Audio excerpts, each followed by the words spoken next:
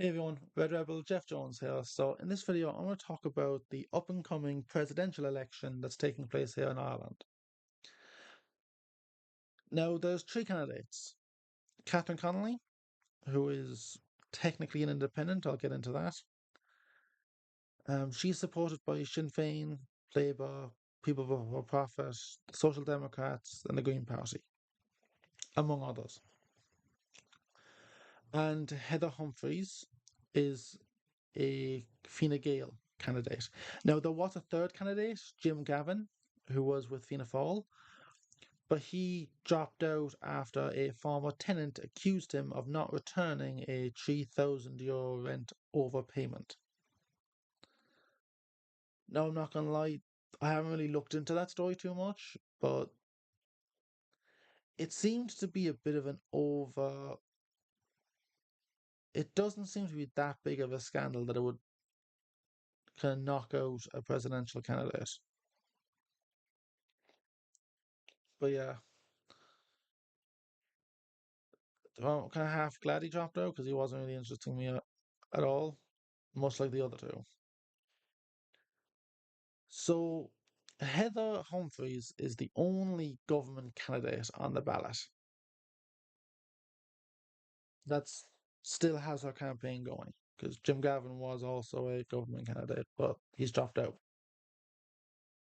So, Heather is now the only government candidate.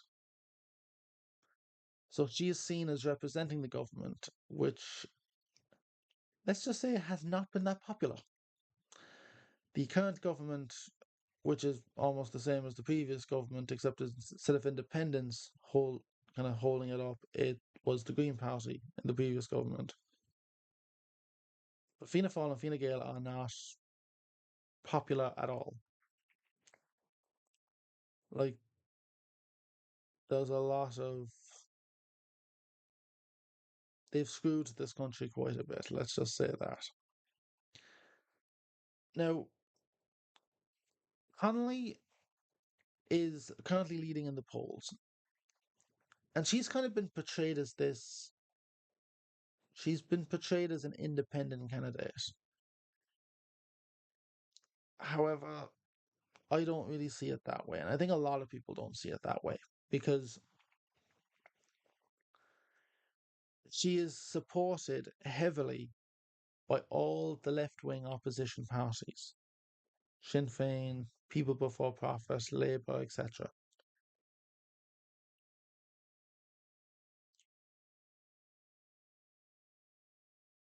Neither of them, I will say,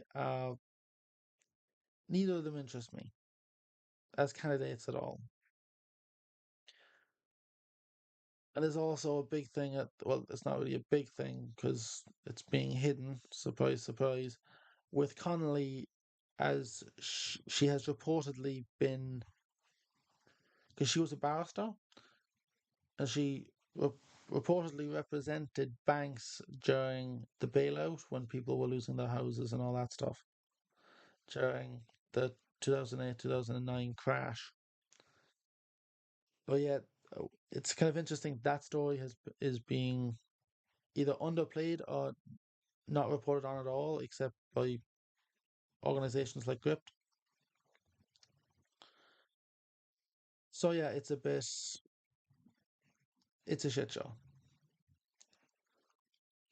I think the biggest issue is that there are a lot of people that do not feel as if they're represented by either candidate.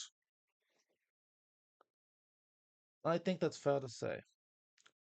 One of the main reasons why there's only two candidates, by the way, is that because there was quite a few other independent candidates, like Maria Steen and Nick Delahanty, that wanted to get on the ballot and they were seeking the nominations. And they couldn't. Now, Maria Steen got close. She got 18 of the 20 kind of Congress members, Dáil slash Shannon, to get on the ballot. She needed 20, but she only got 18 before the deadline hit. And the main reason for that is the other way to get nominated was through the local councils. You need to have four local councils endorsing you, or not even endorsing you, nominating you. Because there's a big difference between a nomination and an endorsement. But local councils, uh, mostly led by Fianna Fáil and Fine Gael, were told by their parties to not nominate any independents. So it basically cut off that track, which is usually kind of how independent candidates like Maria Steen and Nick Delahanty get on the ballot. Now, I think the issue is had they've gone against party orders and nominated, say, Nick Delahanty or Maria Steen or someone else, if they'd been punished, I think that would have been because there's no law to say that they have to follow that. They should they should be able to nominate whoever they want.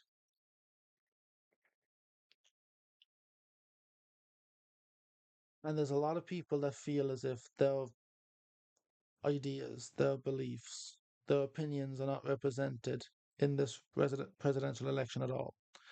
And I'm not gonna lie, I feel that way as well. Now, this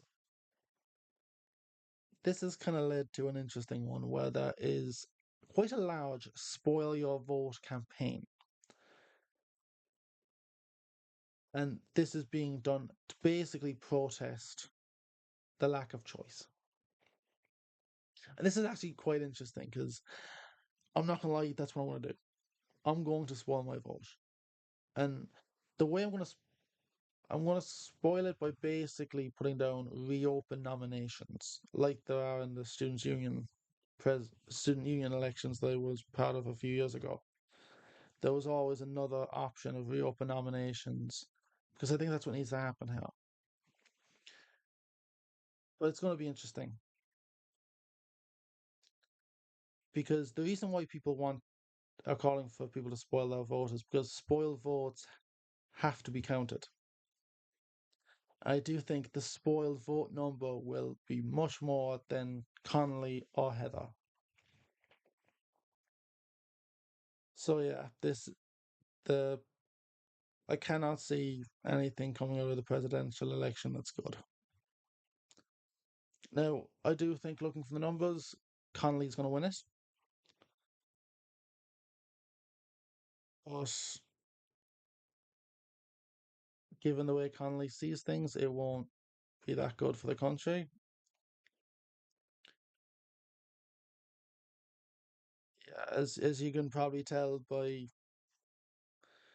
my face here, it's like I'm not that optimistic about the future of the country when it comes to this election.